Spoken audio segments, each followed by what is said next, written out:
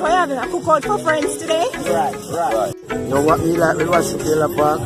Sunday day we come, easy, chill out, have a split, have a beer, and feel nice and relaxed until we go to the We're in a pot right now. Watson Taylor Park is a nice, fruitful place for all kids. So you give a fish on the Watson Taylor Park beach? Right. So let's go call crowd.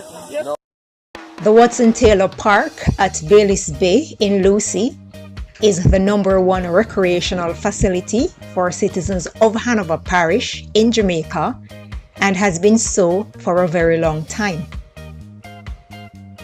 The park was constructed in 1960 and was named in honor of English planter Arthur Wellesley Watson Taylor, who in 1929 donated 7.5 acres of land to the then Hanover Parish Council for its construction.